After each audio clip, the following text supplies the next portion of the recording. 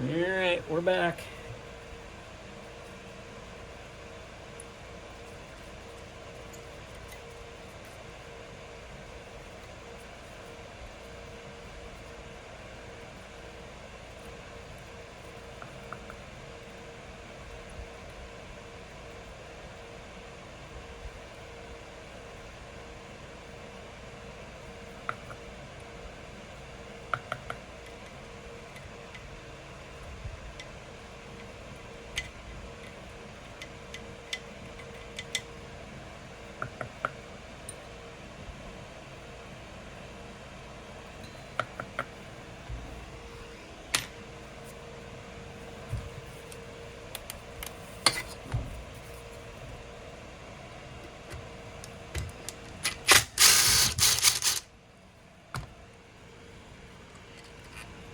See how long that is? That's most likely also a chassis bolt. A lot of times these dog bolts will double up as a crankcase bolt.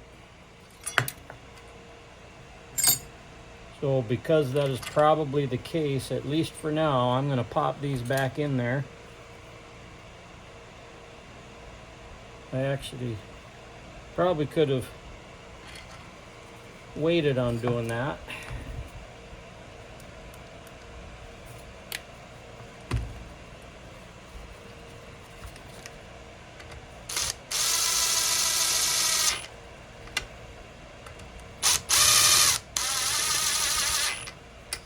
Do not want to use a drill to do that.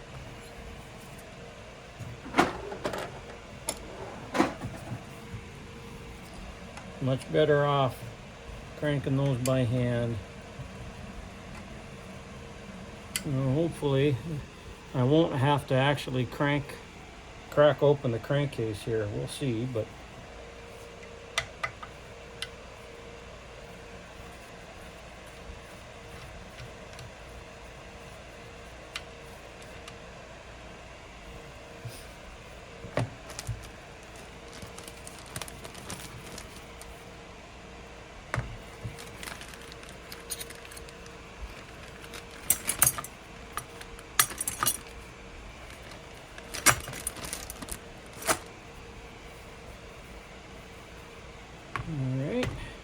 now, just to make sure that I don't use the wrong bit on a drill,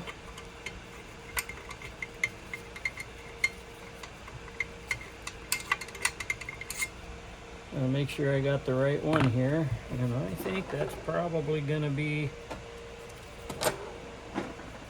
a 5mm Allen. Yes, indeed.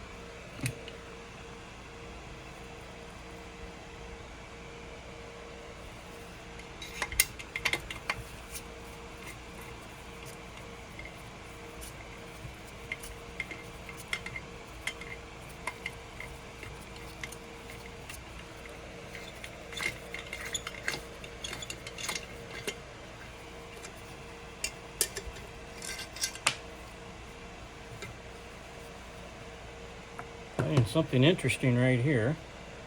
Notice there is no exhaust gasket here. All there was, so this muffler had been taken off and there was no exhaust gasket there. That's actually a fairly big no-no. Won't go into why, but you really need to have that gasket there, so clearly I'm going to have to replace that. Well, I'm going to have to put one on. Heat shield's in super good shape. Muffler's in excellent shape. Again, like I mentioned earlier, not a terribly heavily used saw. I can tell by how wet things are that the saw was probably running way too rich, either using too rich gas or the carburetor jets were set to run too rich.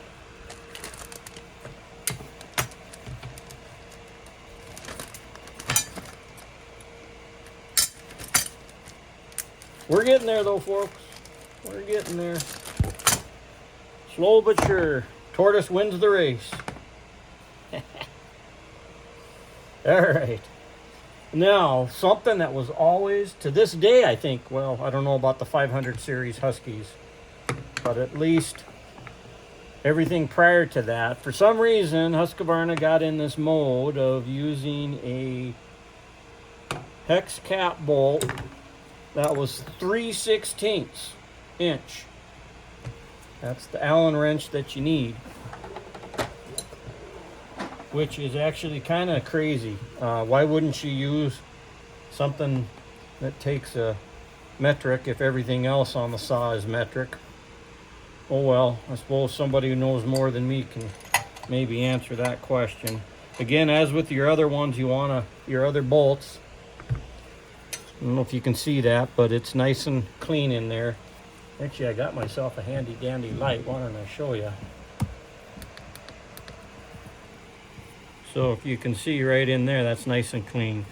So you just want to check those, because if they're ram-packed full of, boy, again, this saw was not used a whole lot, so it's, all things considered, given that it's probably a 30-year-old plus saw, well, actually more than that. It's probably more like a 40-year-old saw. It's amazing that it's as clean as it is. I really don't like screwing around with power tools on the cylinder. If it's not in too tight, I would much rather both loosen and crank them down using a hand tool. It's kind of the most crucial part of your saw, right?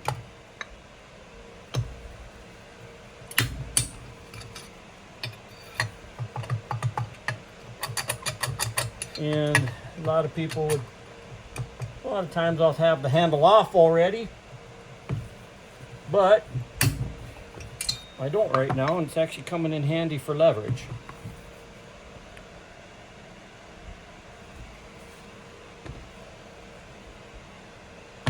You know,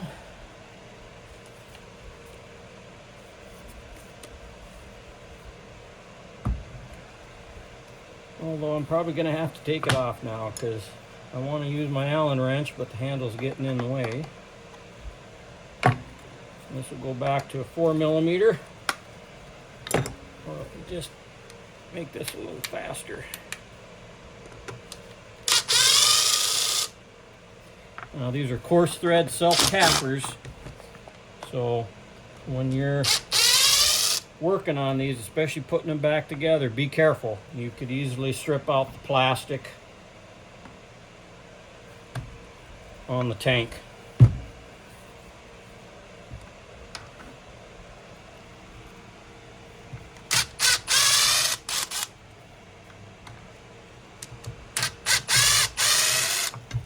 And I guess all wouldn't be lost if you did when you're reinstalling something like this. You could potentially just get one with bigger, coarser threads, but you run the risk that the ends of the bolts are going to be so big that it might interfere with putting the clutch cover back on.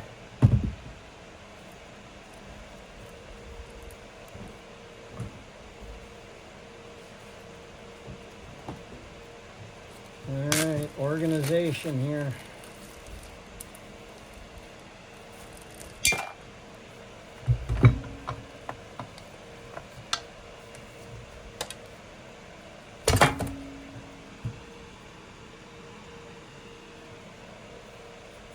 Alright, so there's a couple things that we can do now. Yes, I'm going to take this off before I struggle anymore with the intake boot, but at the same time, it's really handy having the cylinder in place when you're going to take off both the flywheel as well as the clutch. So I guess I'm going to clean up here a little bit, and then we're going to prep for that, and then we'll be back. All right, before we do that, let's get the pawls off here first. So you can see I've just put a aftermarket plastic piston stop in here. It's just so that I can stop the flywheel from spinning, so I can get the bolts for the pawls off.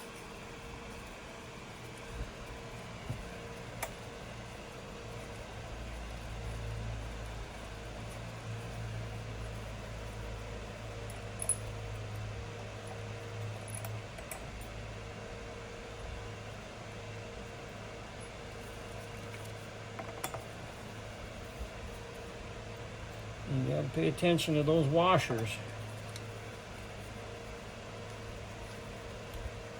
And they can hide on you. You can miss them. And those are going to be on the back side of the pawl, up against the flywheel itself. And then, I didn't show it here, but you also have to kind of make sure you know how these springs are situated. All right, so we got the pawls off, and shortly here we're gonna go ahead and loosen the nut here on the flywheel, and then there's a number of ways that I can knock this off. We're gonna try and use the actual service tool designed for it from Husky, but we have a couple different means to do that. I'll be back at you in a minute. All right, we're back. 14 millimeter nut there. We got our stop on there, and medium torque, and we should just be able to get this right off.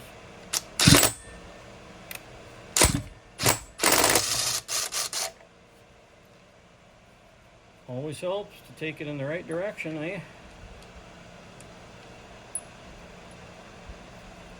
Now, it's not a bad idea, once you got everything off here, to put this back on the crankshaft, just to make sure you're protecting the end of the nut, of the threads on that. Another good way to make sure you don't lose that nut either. All right, so now let's get the service tool for that. Before we do that, could start working on this baby, and that's most likely going to be a 19 millimeter.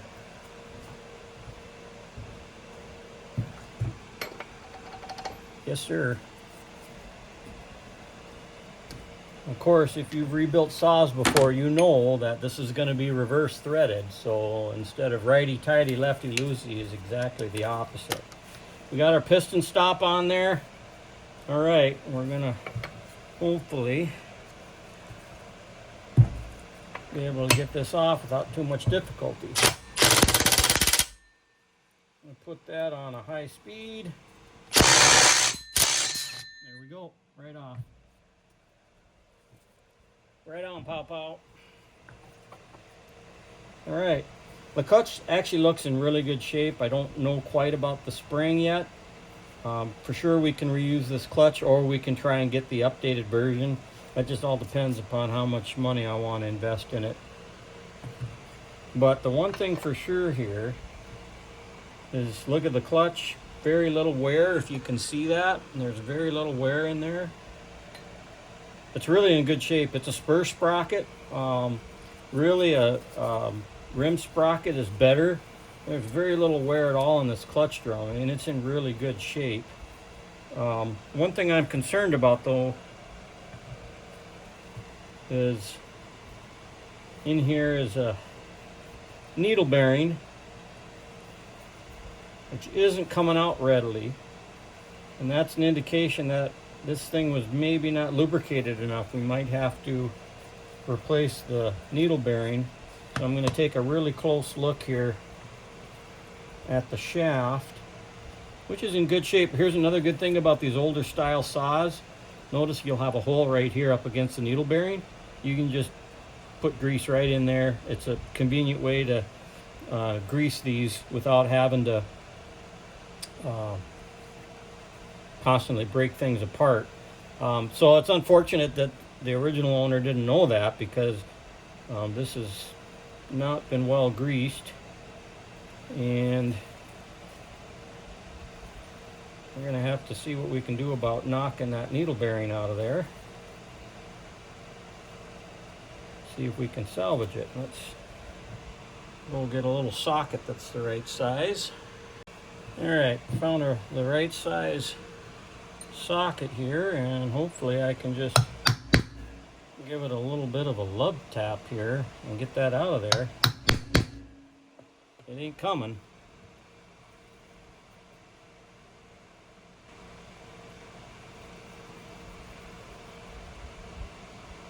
That should pop out. The fact that it's not has me a little concerned. I was inclined to replace it and drum with the rim sprocket version anyway. It's coming. We got it out. Yeah, this is actually a type that's not designed to lubricate on the inside. That's actually a permanent thing. All right, well, it does look to be in all right shape on the inside. So I'm gonna go ahead and pop that back in. I or someone will be able to reuse that.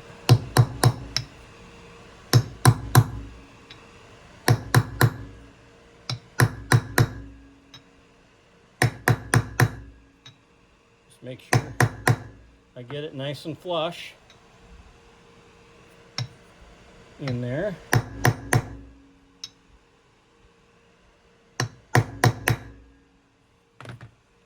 There, we got it flush.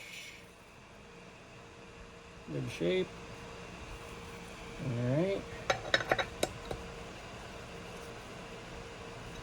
Well, we will be able to reuse that if we so choose. Let's get our other parts all organized here.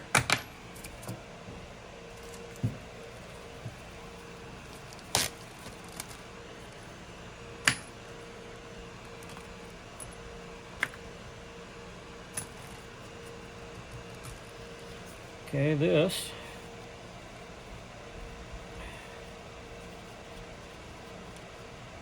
is what we would call kind of the worm gear along with a washer. And that's really part of the clutch assembly. I could keep it with the oiler too. Doesn't matter, either one. But we're going to get it bagged up here before we lose any parts.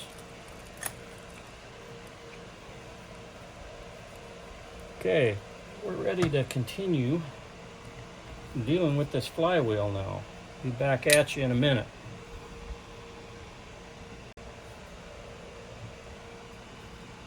Alright, so let's go ahead and deal with this. Like I said, this is really equivalent to a Husqvarna. This is the puller tool that you use. Actually, it comes with a number of parts, and you just have to line up the appropriate slots.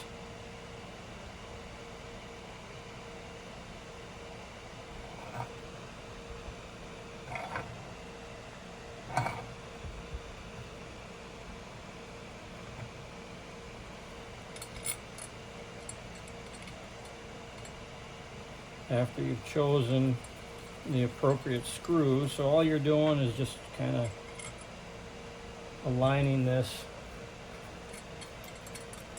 to the flywheel. You're not cranking like hell on any of these parts, and if you don't have it lined up perfectly and put too much pressure, the weld can break on the handle, and these bolts can actually bend, and so then you need to find replacements for those. What you're really doing is fitting this piece on there.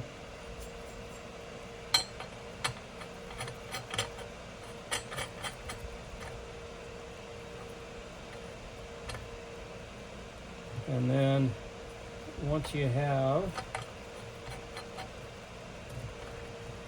these on there, you're going to tighten this down up against the shaft. And then you're going to crank on this a little bit, tap it to kind of loosen the tension. Maybe crank it again and tap it again, and it should fall off correctly. In theory. Let's go get the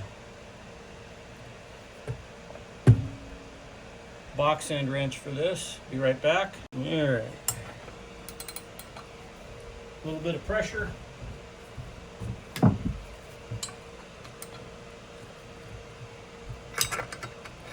So it's going to be bound up tight, and you don't want to overly do this. So you get a little pressure on it, and then kind of lift it up a little bit, crack it.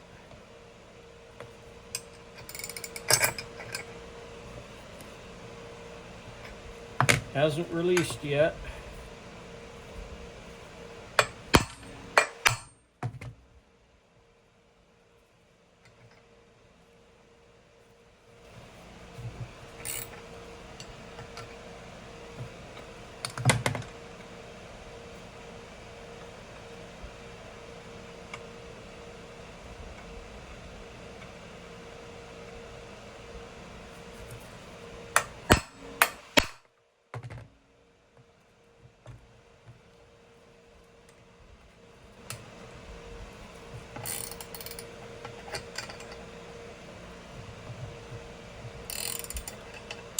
It can be a bugger to get off sometimes.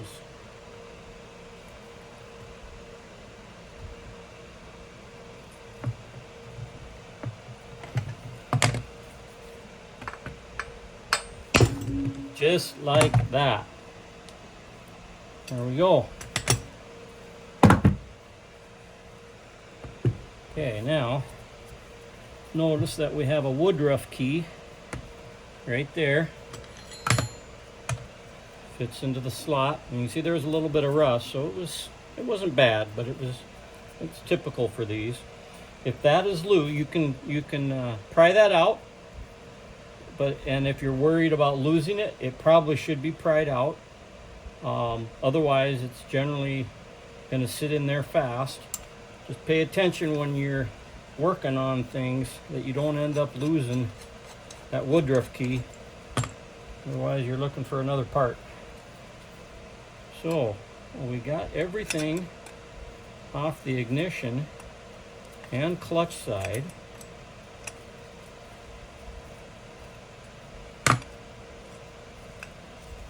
Sometimes these tools like this don't fit perfectly in the fins of the flywheel. This one did okay, but it wasn't a perfect fit. In general, the bolt that I was using kept it from riding down on these aluminum fins. But because there's so much pressure and I'm knocking it, I'm just, you can see it got scored a little bit here on the edges of the fins. And I'm just going to double check to make sure that there's no cracking on any of those fins. If so, then you basically trashed the flywheel. You don't want a crack there with those flying off at high speed. It's going to cause a lot of damage to the saw and potentially injure you. But I think we're in good shape. No problems.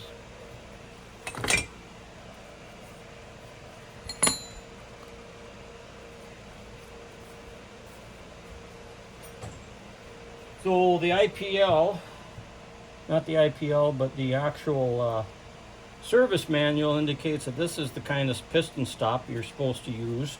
These nylon ones will work fine. They can break off.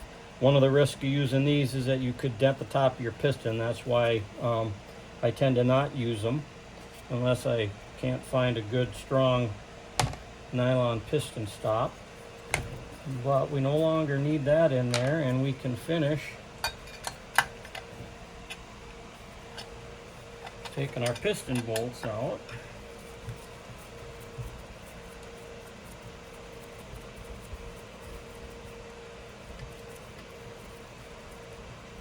So when I take this off, I have to be cognizant of dirt getting in the crankcase.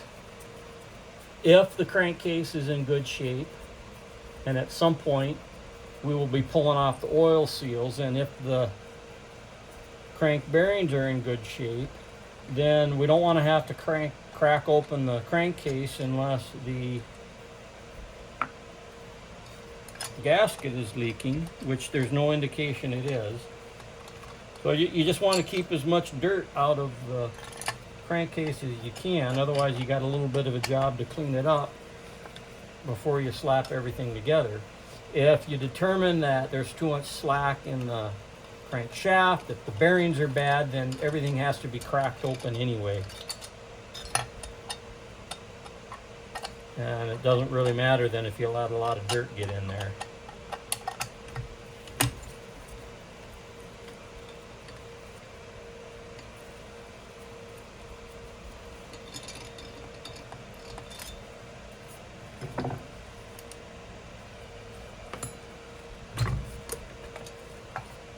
Just gonna pop right off.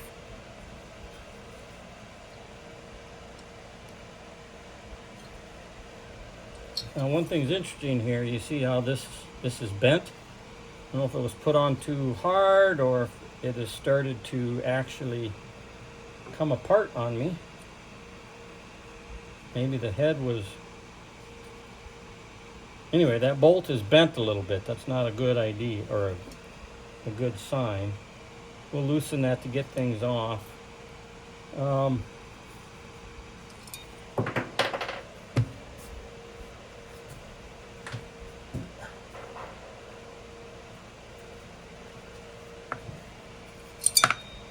Get all of the cylinder bolts where they belong. And I've misplaced one already. Definitely gonna have to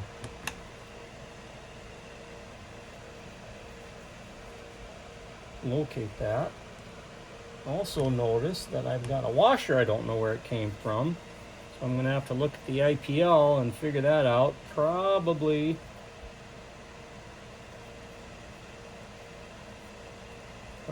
a washer.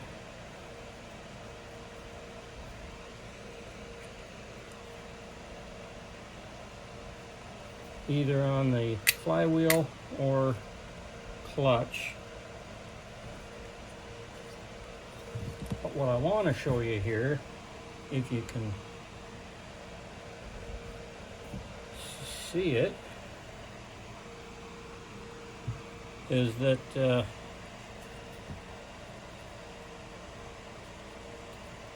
notice especially right here, if you can see that, see all that cross hatching? That's the original cross hatching from the cylinder. So there's just incredibly low amount of wear. I mean, this cylinder, there's the other bolt, hung up with gunk.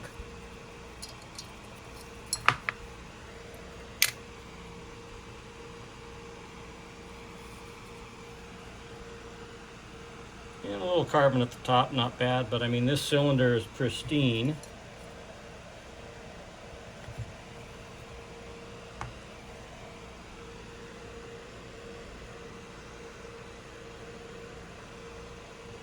And if you can get a gander at the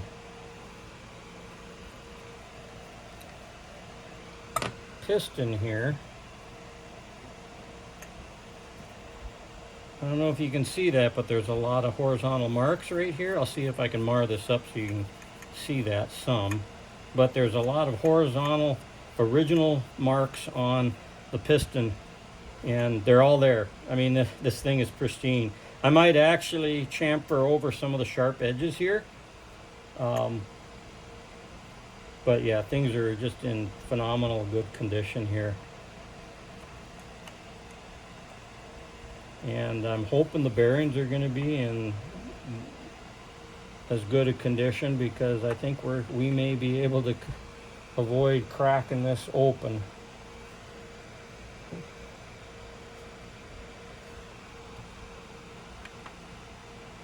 All right, so cylinders off.